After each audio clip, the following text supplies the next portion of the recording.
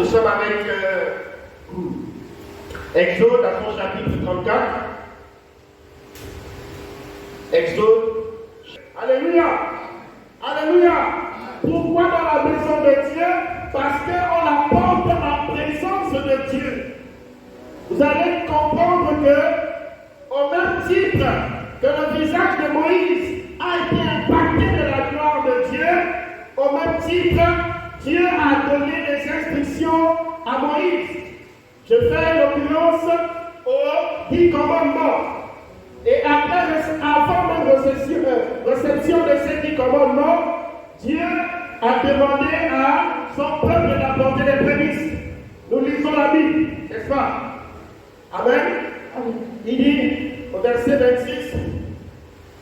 Tu apporteras à la maison de l'Éternel, ton Dieu, les prémices des premiers. Tu apporteras dans la maison de l'Éternel ton...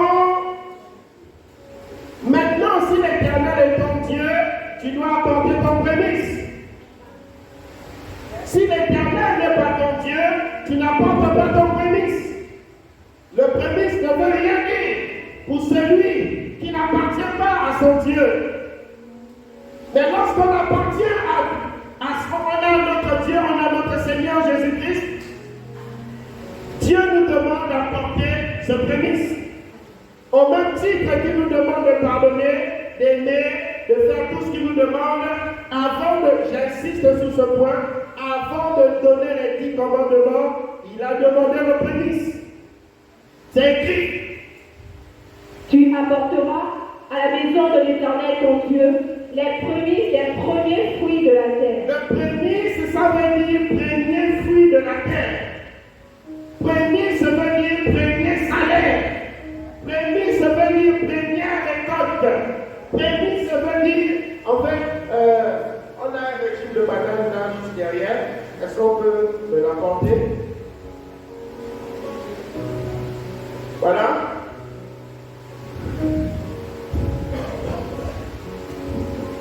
Voilà. Ce régime, il a poussé ici. Et je n'ai pas demandé à quelqu'un. Non, juste pour montrer. Tu veux manger ça? Tu peux partir avec. Hein? Alléluia. Parce que si c'est pour moi, sans vous le cacher, les gens de la maison ne mangent pas ça. Et ça va se gaspiller. Donc, si tu en as besoin, tu peux l'offrir. À Westgate, que le gouverneur décide autrement. Alléluia. Merci beaucoup. Donc, ici, nous avons quelque chose qui a poussé juste à côté. N'est-ce pas?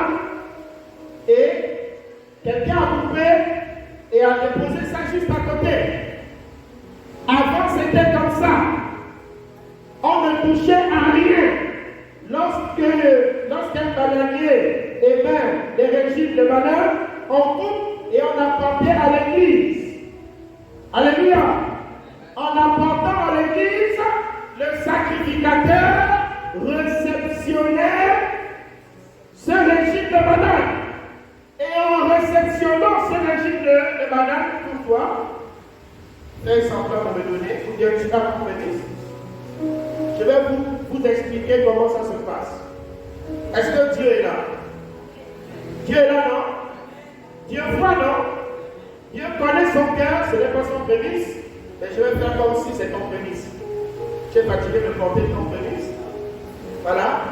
Alors, lorsque le sacrificateur est là, elle apporte son prémisse, elle donne son prémisse, et Dieu réceptionne ce prémisse. Alléluia. Lorsque le Seigneur réceptionne ce prémisse, elle est venue pour donner à son Dieu. Est-ce que Dieu peut la laisser partir comme ça? Non! Alléluia. Parce que Dieu sait qu'elle aurait dû manger ce régime de banane et puis le sacrificateur dans l'église devait mourir de faim. Mais ceux qui apporteront leur prémisse, ou ceux qui apportent leur prémisse, bien aimés, il est inadmissible que ces personnes restent dans la faim ou dans la soif. C'est faux. Alléluia. Merci, maman. Alors,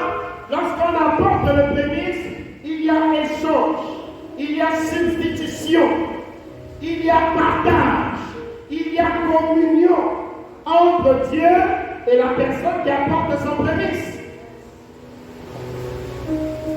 Je vais revenir quelques années en arrière, pour ceux qui oublient vite. Je vais vous rappeler une alliance que vous avez faite avec votre Dieu. Je n'étais pas là quand cette alliance s'est passée entre votre Dieu et vous. Mais vous avez dit, Seigneur, excusez-moi, Seigneur, si tu me donnes le travail, si tu me bénis, je vais apporter mon prémisse. Chaque année, je vais le faire. Et maintenant, te voilà en train de travailler. Apporte maintenant le prémisse. Mais les raisonnements, les questions de moi, je dois d'abord. Et le Seigneur est là, il te regarde. Est-ce que vous comprenez pourquoi certaines personnes, lorsqu'elles touchent leur salaire, elles ne font rien avec cet argent? En fait, tu n'utilises pas à bon escient ton revenu. Parce que, premièrement, tu ne donnes pas ta vie. Deuxièmement, tu n'as pas sécurisé ta masse salariale toute l'année 2023. Tu n'as pas sécurisé au ton prémisse. Alléluia.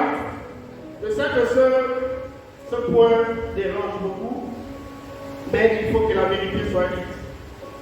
Amen. Amen. Voilà, même si ça te fait mal, mais il faut que tu saches que tu es un bandit, tu es un voleur si tu ne donnes pas ton prémisse à ton Dieu. Voilà, que ce soit clair. La Bible ne demande pas est-ce qu'il faut que tu apportes. La Bible dit tu apporteras. Elle n'est pas dans la négociation à apporter à Dieu. Nous attendons beaucoup de Dieu, mais nous donnons peu à Dieu. La vie que le Seigneur nous donne n'a pas de prix. La santé que le Seigneur nous donne n'a pas de prix. Récemment, j'étais cloué sur mon lit avec un palu, une grippe et tout ce que vous pouvez imaginer. Et j'ai réalisé que la santé était très importante. Alléluia. Tu veux faire les choses, mais tu n'y arrives pas. Tu veux te lever, mais tu n'y arrives pas. Vous savez, sachons rendre grâce à Dieu. Alléluia. Ce n'est pas un mérite de se lever chaque matin en bonne santé. Allez dans les hôpitaux, regardez comment les gens se battent pour vivre. Allez dans les urgences, regardez comment beaucoup se battent pour vivre. Pour être en bonne santé comme toi qui es là ce matin. Il y a quelqu'un, c'est par grâce que je suis là. Alors sache reconnaître la grâce de Dieu dans ta vie. Sache localiser l'intervention de Dieu dans ta vie. Au verset 26, c'est dit, tu ne feras point cuire un chevreau dans le lait de sa mère. Tu ne feras point cuire un chevreau dans le lait de sa mère. Ça veut simplement dire que si tu viens de commencer ton travail, hein? Tu as commencé en janvier, et puis ton premier salaire, non, n'apporte pas ce prémisse-là. Lorsqu'un bébé vient de naître dans le sein de sa mère, et puis tu viens, en fait, quand je dis un bébé, ce n'est pas un enfant, c'est-à-dire un salaire, une bénédiction, quoi que ce soit, non. C'est après un mois que tu pourras maintenant apporter ce prémisse. Tu fais un mois. Exemple, tu commences à travailler le 1er janvier, et puis la fin du mois de janvier, tu veux donner ton prémisse? Non! Si tu veux, apporte ton prémisse le mois de février, la fin du mois de février. Mais janvier, Dieu dit, non, tu ne feras point cuire un chevreau dans le lait de sa mère. Non! Tu cherchais le travail, Dieu t'a donné le travail, jouis de ton travail. mange ton argent, mais épargne ta vie. Alléluia. Au verset 27. L'Éternel dit à Moïse, écris ces paroles. Car Oui. Il dit quoi? écris ces paroles. Le Seigneur a dit quoi? Écris ces paroles. Pourquoi? Parce qu'il ne veut pas que ça passe inaperçu. Il veut que toi et moi comprenions qu'il y a une bénédiction dans le prémisse. Le prémisse n'est pas donné en vain ou pour nous faire du mal. Ou parce que le pasteur a fait. Non, ce n'est pas là le rôle du prémisse. Dans le prémisse, il y a la sécurisation de tes finances. Dans le prémisse, il y a quelque chose comme si tu déposais devant ton Dieu et qui parlera toute l'année 2023 de toi devant le Seigneur. Dieu ne peut pas effacer le prémisse de quelqu'un. Non, jamais. Il se souviendra toute l'année 2023 parce que tu t'es sacrifié, tu t'es saigné pour apporter ton prémisse. Et même si tu es malade, il va dire non, son prémisse parlera en sa faveur. Même si tu manques 1000 francs, 10 000 francs, 20 000, 1 million, tout ce que tu veux, Dieu dit non, il ne doit pas manquer d'argent, il a apporté son prémisse. Le prémisse est quelque chose qui parle en ta faveur. On ne demande pas le prémisse pour la bénédiction de quelqu'un d'autre, c'est toi-même ta propre bénédiction. Donne-moi un amen, s'il te plaît. Alléluia. L'Éternel dit à Moïse, écris ces paroles, car c'est conformément à ces paroles que je crée alliance avec toi et avec Israël. Est-ce que tu comprends? Dieu t'aide Dieu t'aide à... Je ne comprenais pas bien. C'est ce que j'expliquais tout à l'heure en disant que lorsque tu apportes ton prémisse, le prémisse, c'est quelque chose que Dieu regardera constamment toute l'année 2023. Et sur le prémisse, il y a écrit ton nom, ton prénom, ton alliance. C'est là. Alors, on ne va pas obliger à quelqu'un à donner son prémisse. Tu es tellement gourmand et tu veux manger ton argent seul, il n'y a pas de souci. Mange ton argent seul. Mais cet argent finira. Et quand ça va finir, j'ai peur que tu reviennes à la case départ. Beaucoup n'arrivent pas à jouir de la bénédiction de l'Éternel parce qu'ils ne savent pas donner. Ce papillon est toujours là. Et j'aime sa présence. Beaucoup ne savent pas bénéficier de la bénédiction de Dieu parce qu'ils ne savent pas donner. Ils pensent à leur ventre. Eux d'abord, eux d'abord, eux d'abord, eux d'abord. Dieu non, Dieu n'a pas besoin d'argent. Vous pensez que le pasteur a besoin de votre argent? Je n'ai rien à cirer avec ça. Je l'ai dit ici qu'aucun des évangélistes ne passera sans toucher 1 million par mois. Je pèse mes mots. Je sais de quoi je parle. Vous savez pourquoi? Mais il faut que ces évangélistes apprennent à donner à Dieu. Dieu vous donne peu et regarde votre fidélité dans le peu qu'il vous donne. C'est avec ce peu que Dieu augmente. Plus tu es fidèle dans peu de choses, plus il te confie de plus grand. Plus tu es fidèle dans peu de choses, plus il te confie de plus grand. Alléluia. Mais si tu montres déjà que tu es trop sincère, tu es trop sage, tu es un ninja, un voleur, tu manges la semence, tu manges la dîme, tu voles même l'offrande, tu cherches la pièce de 50 ou la pièce de 100 francs, 10 000 francs, frère, sœur, ton argent périra.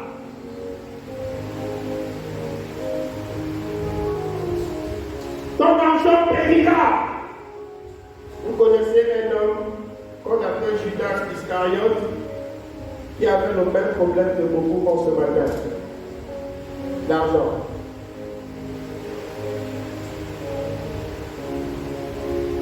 Je vais vous toucher et vous blesser. 95% dans cette salle, leur cœur est dans l'argent. L'argent est un esprit. Hein? L'argent est un démon, appelé maman. La Bible dit là où il y a ton cœur, là aussi va être ton trésor. Ne mets pas ton cœur dans l'argent. Si tu veux être béni, ne mets pas ton cœur dans l'argent. Dis ça à quelqu'un. Si tu veux être béni financièrement, je suis en train de vous donner le secret de la bénédiction financière. Méprise ça, néglige ça, piétine ça. Ce ne sont que des papiers. Quand tu utilises le papier aux toilettes, c'est le même papier que tu jettes.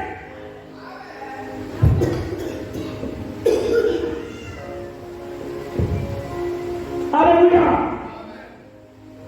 Il n'y a pas une différence. Sauf que l'autre papier là, lui, il est beaucoup traité. L'autre là, qu'on jette aux toilettes là, il est moins traité que l'autre. J'ai lu dans une presse au Cameroun quelqu'un qui a volé 8600 et quelques milliards. Et je me demande, mais il fait quoi avec tout cet argent? J'ai dit milliards, ça peut être le budget d'un pays. Au bureau, on a la capacité de garder de l'argent des milliards. Le milliard, c'est un peu... C'est comme ça, et c'est comme ça. C'est 1000 millions. Donc, c'est en lot de 10 millions. 10 millions, tu comptes 1000. Donc, je ne sais pas en gros, 60. Environ 100. 100 millions, 100 millions, 100 millions, 100 millions, 100 millions, jusqu'à 1000 millions. Voilà le milliard. Et le milliard, c'est lourd. Maintenant, quelqu'un va prendre 8000 et quelques milliards. Toi, si on te met même devant 1 milliard, tu vas devenir marou. Tu vas oublier que ce n'est que du papier. Et tu vas trembler comme ça. Les idées vont déjà tourner dans la tête. Il faut que je vole. Il faut que je fasse ceci. Il faut que j'ai la censure. Il faut que... Parfois, il n'y a pas le carburant dans ta voiture. Mais tu comptes les milliards de l'État. Et on ne confie pas ces choses-là aux gens qui ont des petits esprits. Tu as un esprit tellement petit, tu es affamé, et puis on te confie des milliards, mais tu vas voler. Hein? Ou bien? Tu vas voler, non? Non, disons-nous la vérité. Tu vas voler, non? Tu vas dire, je vais prendre de l'argent 5 millions, pensant que 5 millions c'est l'argent. Et puis je vais construire ma maison, je vais m'acheter. Après, tu vas, ça fait, l'argent c'est quelque chose qui attire l'argent. Quand tu vas utiliser, tu vas prendre 1 million, demain tu vas venir, là je vais prendre d'abord 2 millions. Là je vais prendre après 5 millions. Et tu vas te retrouver avec un problème de 200 millions comme problème dans la caisse. Et tu auras des problèmes à rembourser ces 200 millions en question. Et te voilà dans les journaux. Et te voilà dans la presse. Et te voilà à la légère. Te voilà en train de dégayer maintenant. Après, on t'envoie à 100 familles, des tournements de fonds publics. Parce que ton esprit est petit. La pauvreté attire la pauvreté. Ne vous étonnez pas que vous soyez dans le problème d'argent. Parce qu'il faut savoir donner à celui qui est créateur de ces petites choses-là. Méprisez ça. Négligez ça. Ne mettez pas l'argent comme si c'est l'argent qui vous donnait la vie. Comme si c'est l'argent qui vous donnait la santé. Comme si c'est l'argent qui vous gardait en vie aujourd'hui. Non! Ce n'est pas l'argent qui vous garde en vie. C'est Dieu.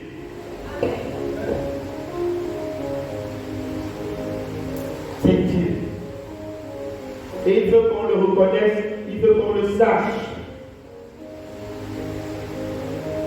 Alléluia. Il y a quelqu'un que l'argent ne te domine plus. Non, dis-lui ça bien. Tu dis ça, mais ça rentre et ça sort là. Dis-lui bien que l'argent ne te domine plus. Je te donne le temps de Dieu. Parce qu'il y a les esclaves de maman ici versés. Que l'argent ne te domine plus. Pour un petit billet de 100 000 ou de 200 000 francs, tu vas aller livrer ton corps. Pour 5 à 7 millions, on va te dire, va tuer quelqu'un. Tu vas aller tuer quelqu'un. Attention avec le pouvoir de l'argent. L'argent a la capacité de vous emmener faire des choses dont vous n'avez pas idée. Ça peut vous emmener à aller avorter, à aller sortir avec des hommes ou des femmes, n'importe comment. Parce que vous avez dans votre arrière-plan l'intérêt. Écoute-moi, je vais percer ça aujourd'hui. Le Seigneur vient te dire qu'il s'agit de toi. Ce n'est pas une affaire de l'autre ou de X ou de Y à gauche ou à droite. Il s'agit de toi. Paul a dit dans l'abondance, quoi? Hein? Dans l'abondance, il est content, bien, et dans la misère aussi, il est content. Rien ne change. Il aime, il n'est pas. Il reste serviteur de Dieu. Hein, maintenant?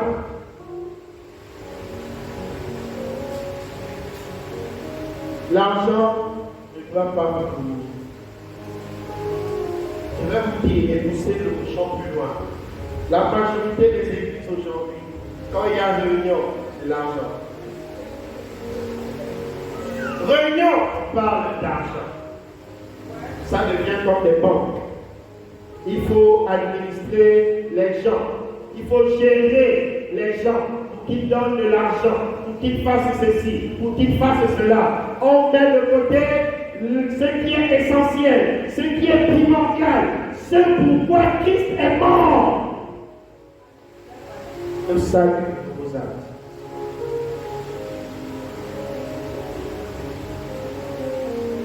Le salut est quelque chose de primordial pour Dieu. S'il fallait acheter le salut, les chefs d'État qui sont morts l'auraient fait depuis longtemps. Mais heureusement, gloire soit rendue à Dieu, que le salut ne soit pas payant. Il est gratuit. Même si on te disait que ton salut coûte, je vais aller dans une autre dimension. Tu as dans ton porte-monnaie, présentement, tu as 30 000 francs. Et les 30 000 en question, c'est pour faire quelque chose. Quelque chose qui a un trait avec ton état de santé. Et le Seigneur te dit, si tu me donnes ces 30 000, je te guéris. Hein? Et tu vas réfléchir en disant, mais Seigneur, j'ai plusieurs fois prié, on a plusieurs fois prié pour moi, je n'ai pas été guéri, et si je ne paye pas le médicament maintenant là, j'aurai mal. C'est ça, non? Est-ce que c'est ça? Alors que la chose la plus simple, Dieu te donne cet argent et je te guéris. Il a dit, mettez-moi, et il faut mettre Dieu à l'épreuve et vous verrez si je ne doute pas pour vous les églises des cieux. Le ciel est ouvert.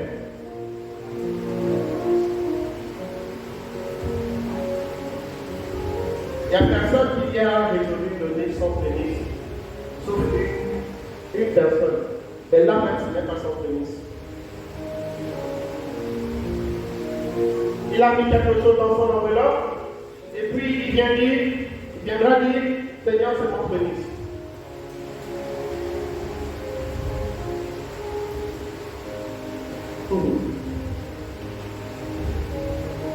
Lisons la Bible.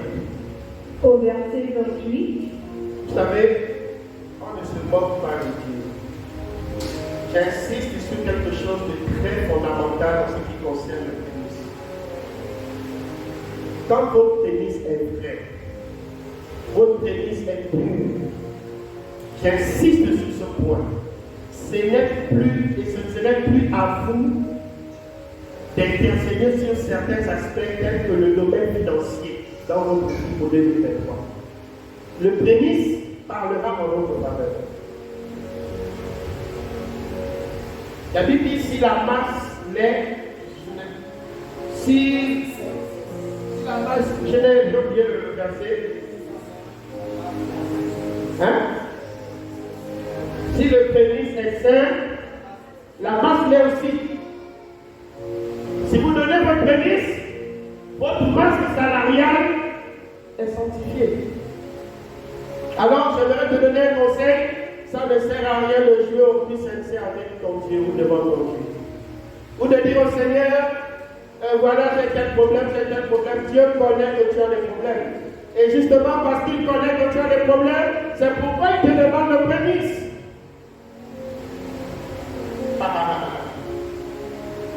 Ça va? Oh, bonjour.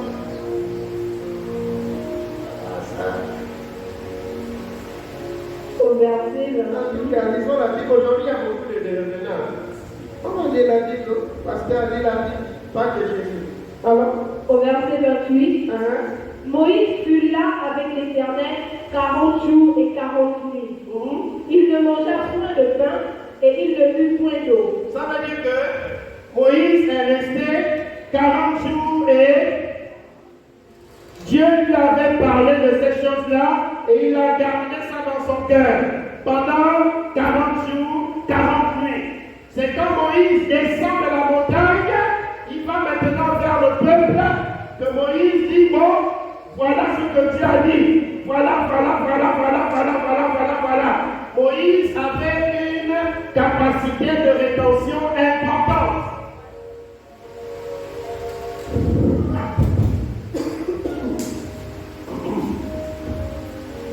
Alors? Au verset 28, c'est cité. Et l'Éternel écrivit sur les tables les paroles de l'alliance, les 10 paroles. Au verset, reprends le verset s'il te plaît. Le verset 28. 27. Verset 27. L'Éternel dit à Moïse. Ah non, c'est bon, 28, excuse-moi. Moïse fut avec l'Éternel 40 jours. Il ne mangea point de pain et il ne but point d'eau. Comme nous avons observé notre point de jeûne et de prière, d'accord?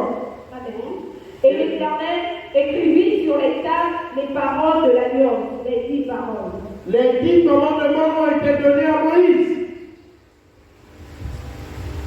Avant les 10 commandements, Dieu parle du prémisse.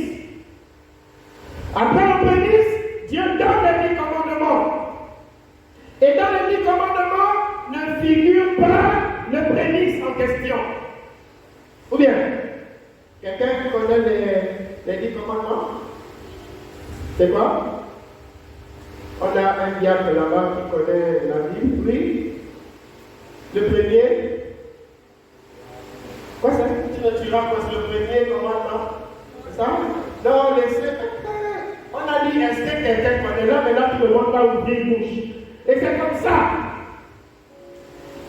Est-ce que quelqu'un peut me donner les 3 premiers commandements dans l'ordre? Lui, il a dit que le premier, c'est tu ne tueras pas. C'est ça? Tu as dit quoi? Elle a déjà dit. Donc, espérons que ce soit vrai. Parfois, il t'arrive que tu copies quelqu'un même qui ne connaît pas.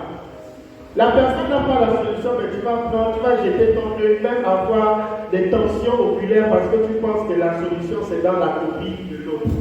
Parfois tu connais, tu as la solution, mais tu doutes de ce que tu connais. Amen. Oui, il Regarde, suis-moi. Le premier commandement, c'est à l'école du dimanche. Hein? On a un autre diacre. Voilà. C'est les diacres qui vont nous changer la vie.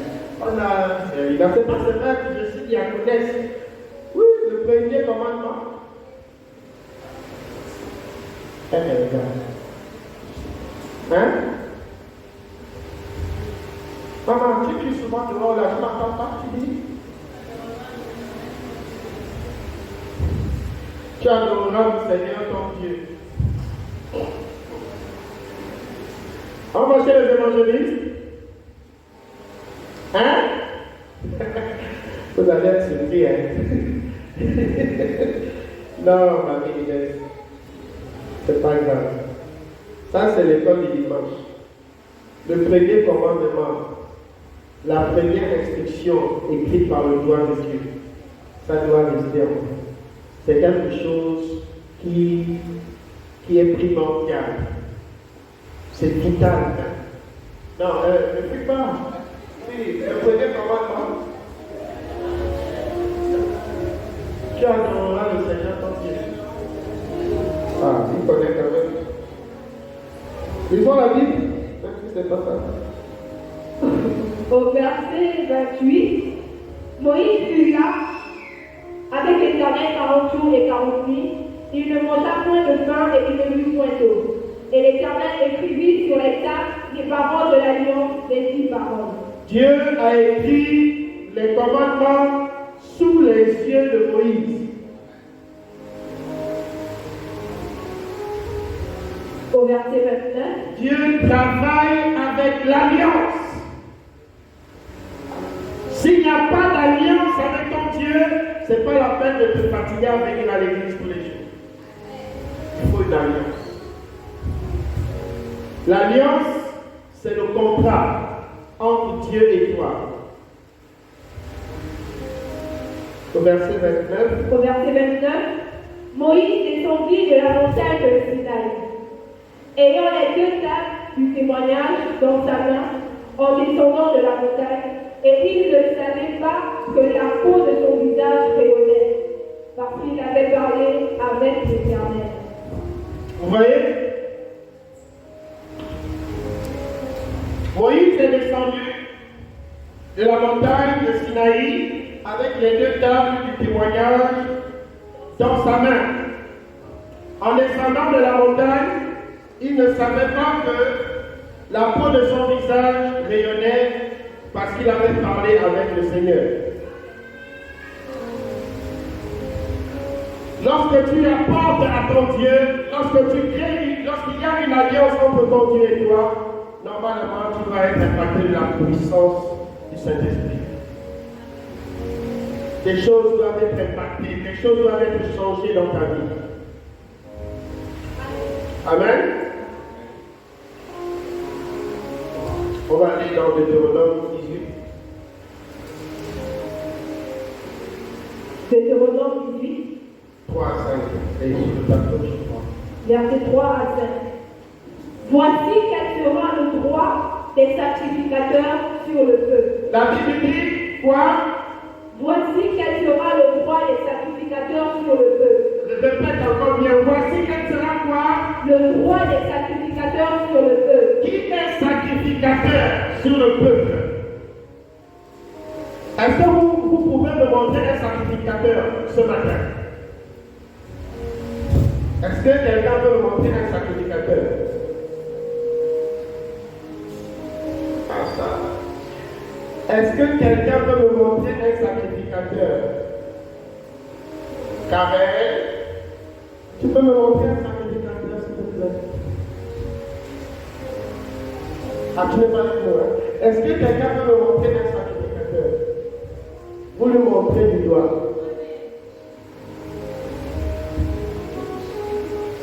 Où?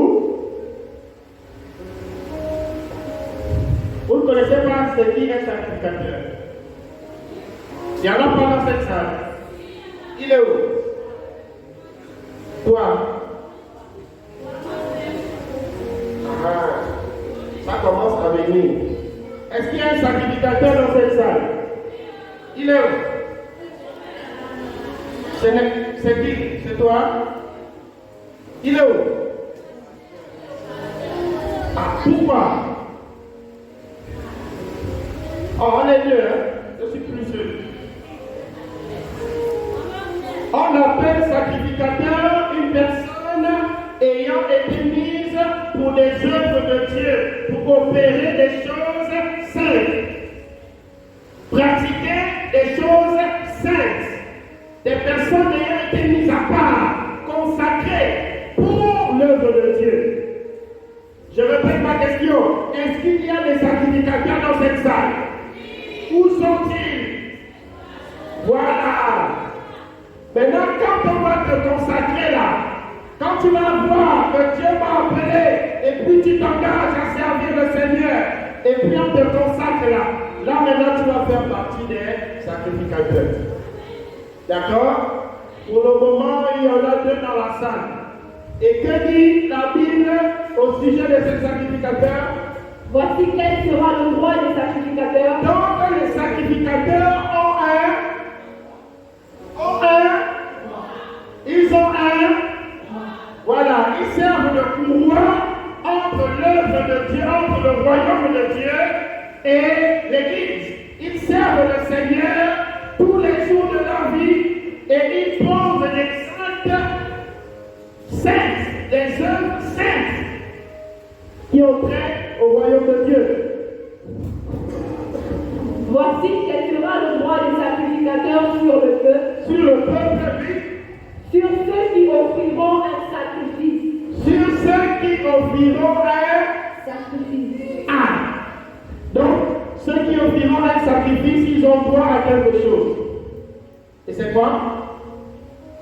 On donnera aux sacrificateurs l'épaule, les mâchoires et l'estomac. On donnera aux sacrificateurs l'épaule, les mâchoires et l'estomac. Est-ce que tout le monde mange le poisson ici, non, sauf le pasteur Stéphane, non? Qui? Nicole Longo, si ne mange pas le poisson.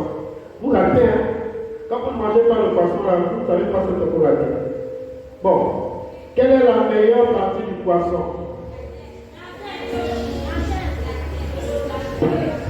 Nous les pauvres, la tête était réservée pour les zébis. Les zébis étaient nos esclaves. C'est l'histoire, hein, c'est pas compliqué comme ça. Et nous, on ne mangeait pas la tête. Et jusqu'aujourd'hui, manger la tête du poisson, c'est comme si c'est quelque chose qui est inhérent, c'est bizarre. Alors, on donne les bonnes parties au Père. Tout bien. Maintenant, si Karel lève la tête du poisson, bon, malheureusement, elle n'a pas compris que ce n'est pas la tête. Quand on mange quelque chose, on cherche pas la chair. Il y a la chair dans la tête du poisson. Et les arêtes, c'est assez délicat. Ça peut te faire mal. Et puis, tu avales l'arête du poisson. Après, on te voit dans les opérations en train d'ouvrir ta bouche n'importe comment. Alors que la chair, c'est facile, ça descend. Tout bien. Alors, il dit ici qu'il faut réserver les bonnes parties aux sacrificateurs. Quoi? Il va jusqu'à citer l'épaule, l'estomac, les mâchoires. Bon, la mâchoire, parce que il y a une sorte de. C'est un truc qui est. C'est comme le cartilage. Je ne sais pas comment on appelle ça, mais c'est comme du cartilage. Quand tu manges ça, c'est très bon.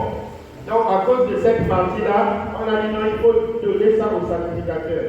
Malheureusement, tout à l'heure, je ne vais pas manger, mais ceux qui vont manger, on va leur donner des bonnes parties. Sinon, j'avais normalement droit aux bonnes parties. Ou bien? Allons-y.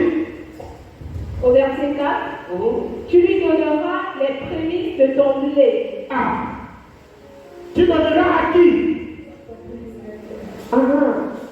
C'est le pasteur qui a écrit ça dans la Bible. Non. Si, on a dit de donner au sacrificateur. Maintenant, qu'est-ce que le sacrificateur fait avec ça? Il appelle Timothée, il appelle Léona, il appelle la maman qui danse, machin là, il appelle, voilà, il dit venez, nous allons manger. Comme tout à l'heure, venez, nous allons manger. Amen. Donc il faut comprendre que le prémisse a une dimension spirituelle très importante. On va lire dans Hébreux chapitre 9.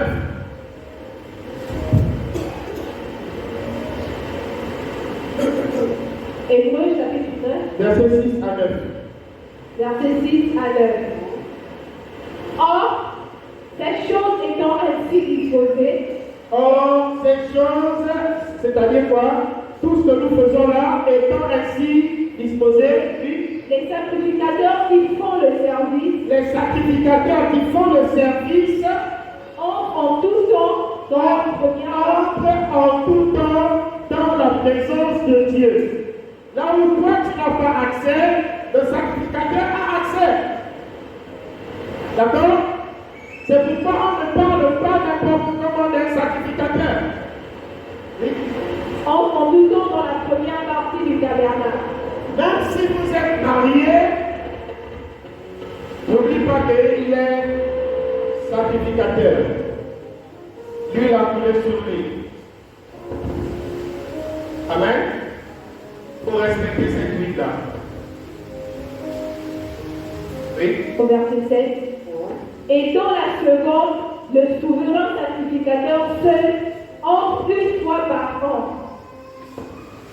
Et dans la seconde, le souverain sacrificateur seul rentre une fois par an. on dit que le souverain sacrificateur entre dans cet endroit-là tout seul une fois par an. C'est pas 2 fois, c'est pas 3 fois. Non. Et ça, c'était avec l'histoire que, voilà, et maintenant que le voile est déchiré, il n'y a plus de limite. Tu peux avoir accès dans le lieu très saint, n'importe comment, quand tu veux et où tu veux. Amen. Alors? Et dans la seconde, le souverain sacrificateur seul entre une fois par an, non sans y porter du sang qu'il offre pour lui-même et pour les péchés du peuple. Au verset 8, le Saint-Esprit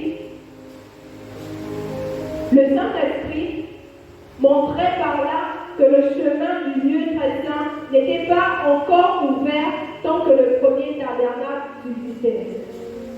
Est-ce que nous comprenons ça? Que le soin il est un peu... Voilà, c'est bon. Écoutez, dans l'ancienne alliance, il y avait les parvis, j'ai expliqué ça chez le quand. Les parvis, c'est un mur, une barrière, autant pour moi. D'accord? Les sacrificateurs étaient là et tout le monde pouvait avoir accès. Et dans les parvis, il y avait le lieu saint.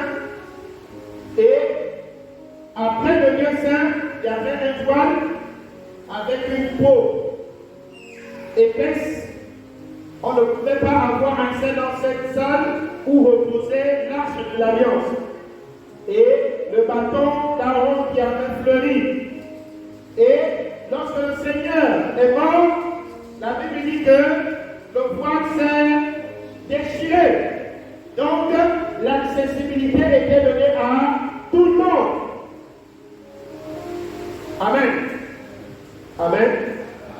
Aujourd'hui, si tu veux voir Jésus-Christ, il n'y a plus de problème avec ça.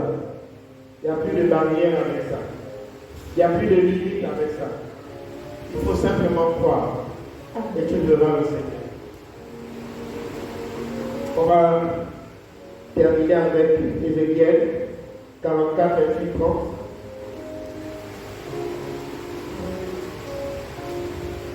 Ézéchiel 44. Ézéchiel 44, versets 28 à 30. Voici l'héritage qu'ils auront. Oui, c'est au tableau. Oui. C'est moi qui ferai leur héritage. L'héritage de qui? Des sacrificateurs. Un sacrificateur n'a pas d'autre héritage que son Dieu. C'est pourquoi je voudrais encourager les pasteurs qui vont être consacrés dans quelques années à faire attention. Attention, pourquoi? Parce que nous n'hériterons pas les choses de la terre, mais nous héritons de quelque chose de bien plus supérieur aux choses de la terre, d'un royaume, d'un peuple, d'une nation sainte, de la nouvelle Jérusalem, d'un lieu saint, un lieu peuplé d'anges, un lieu peuplé d'anges, un lieu peuplé d'habitation. Parce qu'il a dit, je m'en vais vous faire des demeures, des maisons. Alors, nous n'avons pas à nous préoccuper des choses de la terre. Amen. Amen. Amen. Amen. Cherchez les choses de la terre. Imagine, il y a un problème au Gabon, comme en Ukraine. Et puis tout ce que tu as perdu ton temps à te battre, il suffit qu'une petite bombe arrive et puis tout s'écroule. Hein? Tu as déjà pensé à ça? Voilà. Dieu a la capacité d'ébranler tout ce que tu peux faire 30 ans en train de te battre à bâtir. Et Dieu ébranle ça en une fraction de seconde. Par une simple lance-roquette, boum, et puis tout tombe. La calache ne peut pas casser un mur.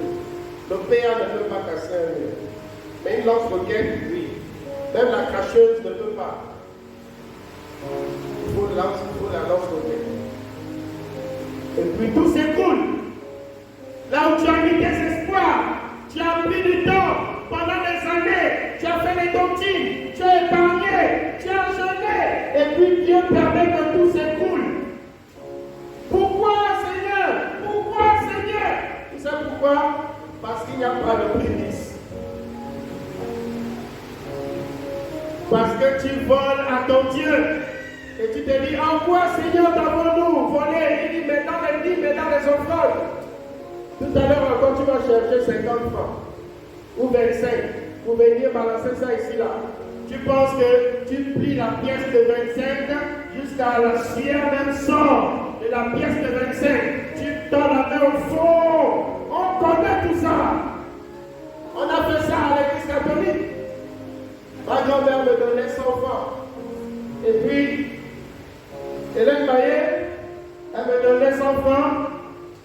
Et puis moi, j'étais là en train de dire, mais non, parfois 100 francs, parfois 500 pièces, les petites pièces de 500 là. Elle avait un coffre où elle mettait les 500 là dedans. Et nous, on venait souvent voler ça avec mon ami Bobby et Daniel. On volait, on prenait sa carte de crédit, on part, on retire de l'argent et on se faisait la travail dans le quartier.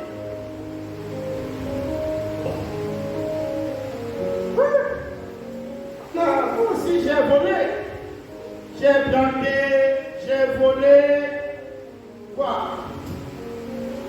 J'ai tué, mais gloire soit rendue à Dieu, aujourd'hui je ne suis plus la personne que j'étais hier. Preuve que le Saint-Esprit est bien vivant. Alléluia. Arrêtez de vivre dans votre passé. Si quelqu'un vient te rappeler à chaque fois ton passé, il n'est pas ton ami. Non, il n'est pas ton ami. Ton ami va t'amener à regarder devant. À dire, regarde devant, tu peux y arriver et tu vas y arriver. Avec Jésus, tout est possible. Alors, bien aimé, ne viens pas donner les miettes, les restes à ton Dieu. Si tu lui donnes le meilleur, il te donnera le meilleur. Amen. Tu n'as pas à t'inquiéter. Tu n'as pas à te soucier. Tu avais déjà résolu de donner 100 francs. Mais sache que dans tes 100 francs là, tu n'as rien fait. C'est mieux que tu les gardes. Parce que donner 100 francs, alors que tu as des biens de 10 000, c'est de la moquerie. Est-ce que le Seigneur parle à quelqu'un ce matin? Amen. Alors ne viens pas te moquer de ton Dieu ce matin. Garde tes 500 francs. Avec les autres billets de 10 000 et de 5 000.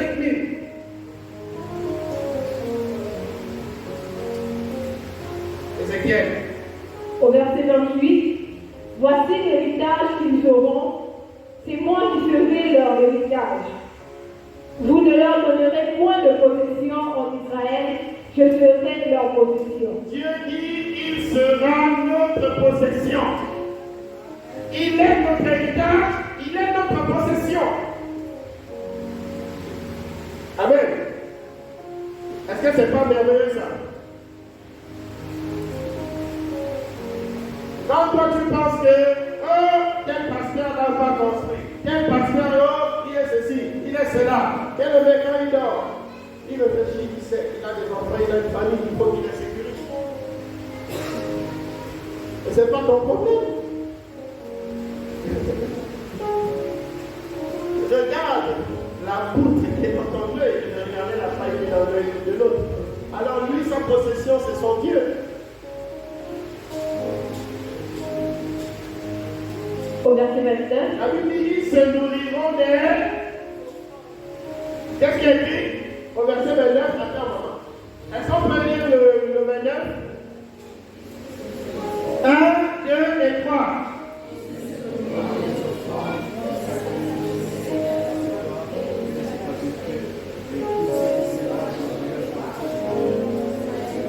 Tous ceux qui seraient dévoués par interdit en Israël, pour eux ce sera aussi.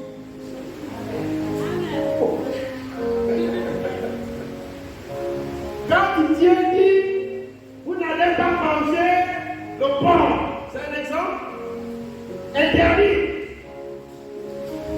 Mais il dit, pour les sacrificateurs, ils vont manger le porc. Toi, tu ne dois pas manger le saucisson. Mais pour le sacrificateur, oui, il mange. Ça, c'est la bonne partie que tu dois te faire.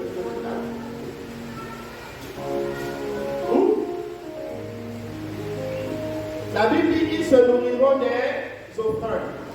Croyez-moi, d'autres pasteurs peut-être ont cette grâce, certainement, sont des églises de 1000, de 10 000 personnes. Il y a des hauts fonctionnaires, il y a des hauts cadres dans leurs assemblées qui apportent les dîmes de 2 millions, 3 millions.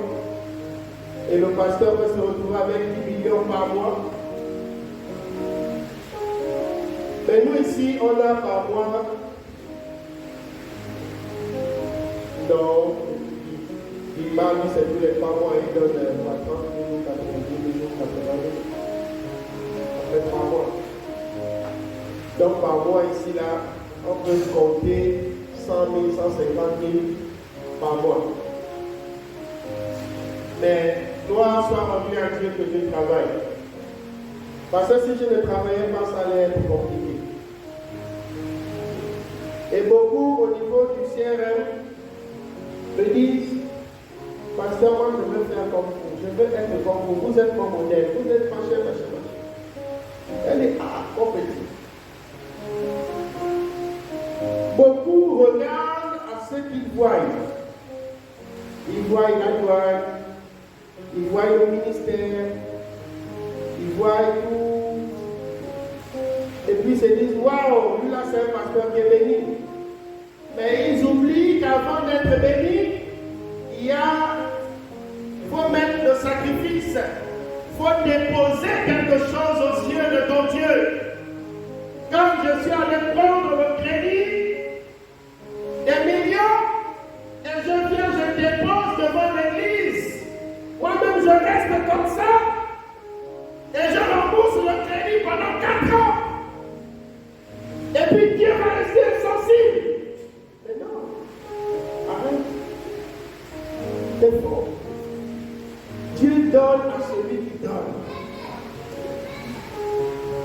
Tu veux jouer aux avares? Ok, reste avare. Mais ne viens pas pleurer après.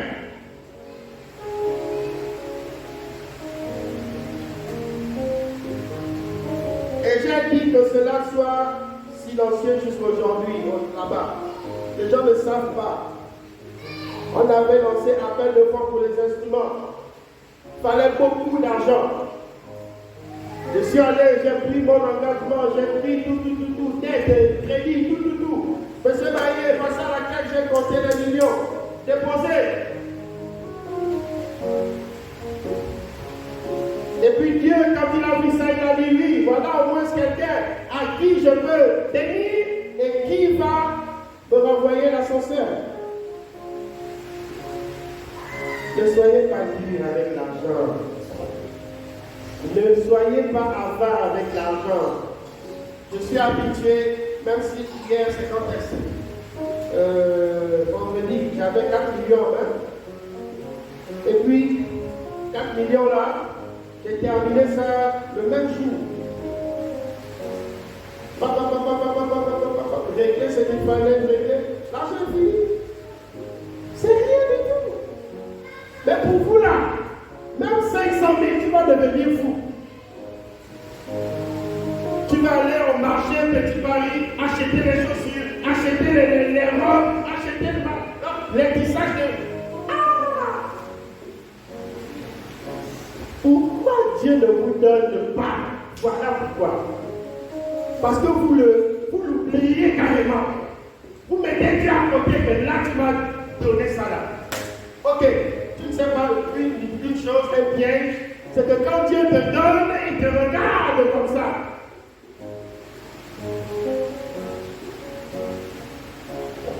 Verset 30.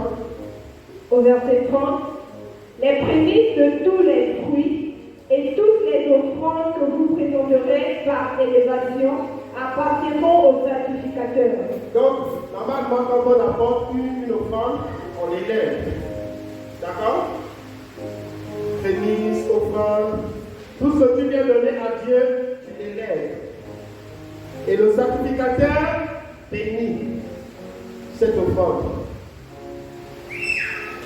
Et en bénissant, il déclare des paroles sur toi. Et tu les reçois. Maintenant, il y a quelque chose de spirituel qu'il faut expliquer. Quand tu t'avances, le spirituel, en fait, l'homme de Dieu, il est sous l'onction. Il sait ce qui se passe, il connaît qui est là, il connaît les motivations de la personne qui apporte son argent. N'apporte pas à ton Dieu pour devenir riche.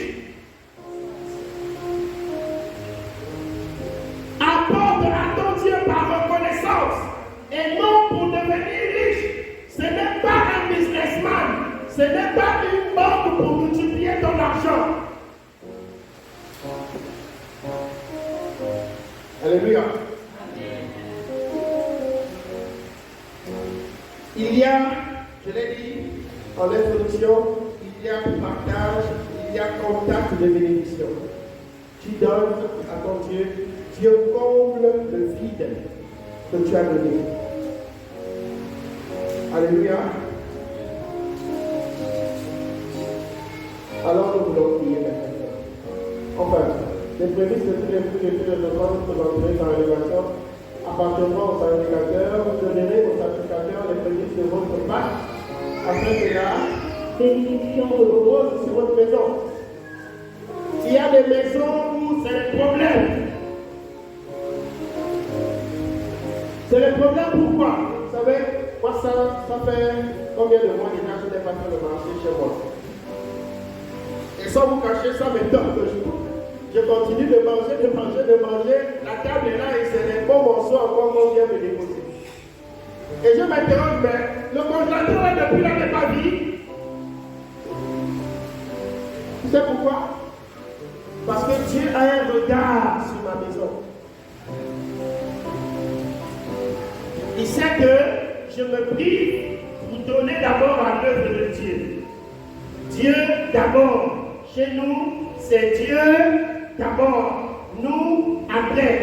Dieu d'abord. Nous après.